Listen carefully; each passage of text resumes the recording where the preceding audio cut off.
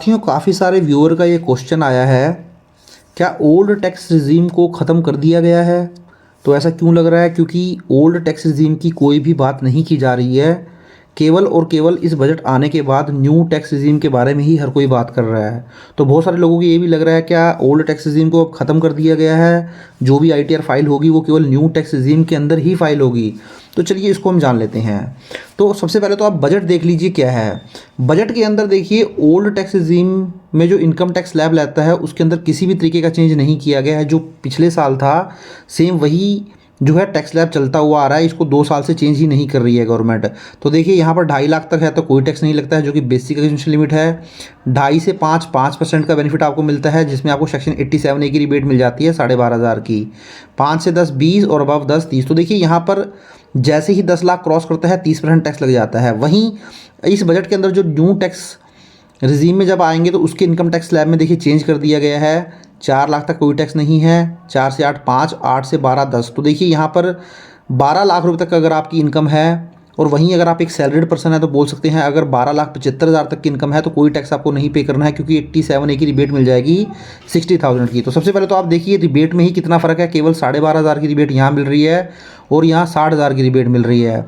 Means 12 lakh तक की income के ऊपर कोई टैक्स नहीं है और यहाँ 5 लाख रुपए तक की इनकम के ऊपर कोई टैक्स नहीं है। उसके बाद अगर आप देखेंगे तो 24 लाख से ऊपर की अगर इनकम है तो 30% टैक्स लग रहा है, बट यहाँ पर 10 लाख की इनकम के ऊपर जाते ही टैक्स लग जाता है। तो कहीं ना कहीं हम ये देख पा रहे हैं कि ओल्ड टैक्स रिजीम में जो गवर्नमेंट है वो ज़्यादा फोकस नहीं कर रही है। इवन यहाँ एक चीज़ और मैं बताता चलूँ, ओल्ड टैक्स रिजीम में अभी भी आपको, अगर आप एक सैलरीड एम्प्लॉय होते हैं, एचआरए का, एलटीए का जो भी एग्जम्पशन आपको मिलती है उनका बेनिफिट आप ले सकते हैं। वहीं आप जो इन्वेस्टमेंट करते हैं सेक्शन 80C से लेकर 80U तक, या एक्सपेंडिचर बेस्ड डिडक्शन क्लेम कर सकते हैं। जैसे बच्चों की ट्यूशन फीस वगैरह आपने पे कर दी, कोई मेडिकल एक्सपेंडिचर किया, इंटरेस्ट ऑन हाउसिंग लोन दिया आपने, वो सारी ही डिडक्शन आप यहाँ पे क्लेम कर सकते हैं। बट न्यू टैक्स रिजीम में देखिए इस तरीके का कोई बेनिफिट अब आपको नहीं मिलता है, ना ही कोई एग्जाम्पशन आप क्लेम कर सकते हैं, ना ही कोई डिडक्शंस आप क्लेम कर सकते हैं। केवल कुछ को छोड़कर, जैसे 80CCD2 एनपीएस में कंट्रीब्यूशन कर दिया जाता है एम्प्लॉयर के द्वारा, 80CCH में अग्निवीर, कुछ 1-2 डिडक्शन को छोड़कर आपको कोई भी डिडक्शन न्यू टैक्स रिजीम में नहीं मिलती है, एग्जम्पशन नहीं मिलती है। बट उसके बावजूद भी देखिए यहाँ पर जो इनकम टैक्स स्लैब है इसको बहुत ज़्यादा वाइड कर दिया गया है। और कहीं ना कहीं देखिए 12 लाख रुपए तक की अब की बार जो गवर्नमेंट ये स्लैब लेके आई है कि 12 लाख तक टैक्स नहीं लगाएगी, और सैलरीड एम्प्लॉय और पेंशन के केस में 12,75,000 तक कोई टैक्स नहीं लगाएगी।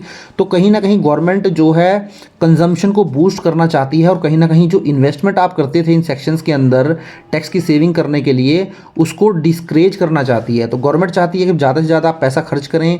ज़्यादा से ज़्यादा पैसा कब खर्च करेंगे? जब आपके हाथ में टैक्स की लायबिलिटी कम होगी। तो अभी मैंने एक वीडियो अपलोड किया था जहां मैंने आपको बताया था कितनी इनकम की आपकी रेंज होगी तो आप कितना टैक्स बचा सकते हैं। तो 24 लाख रुपए की इनकम वाला पर्सन ऑन एन एवरेज 10,000 तक का टैक्स जो है अपने हाथ में बचा लेगा। तो कहीं ना कहीं गवर्नमेंट चाहती है कि लोगों के हाथ में ज़्यादा पैसा आए, टैक्स कम कटे, ताकि ज़्यादा से ज़्यादा कंजम्पशन की जाए लोगों के द्वारा।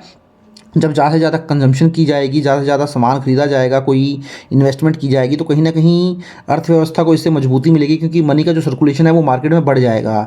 तो इसी चीज़ को ध्यान में रखते हुए गवर्नमेंट क्या कर रही है कि गवर्नमेंट जो ओल्ड टैक्स रिजीम है उसको डिस्करेज कर रही है, जो कि देख के पता भी चल रहा है, क्योंकि ओल्ड टैक्स रिजीम में देखिए गवर्नमेंट पिछले 2-3 साल से कुछ भी ऐसा चेंज नहीं कर रही है, तो न्यू टैक्स रिजीम को ही अट्रैक्टिव बना रही है। तो अभी तो ओल्ड टैक्स रिजीम खत्म नहीं हुआ है, ओल्ड टैक्स रिजीम भी आपका पैरेलली चलेगा।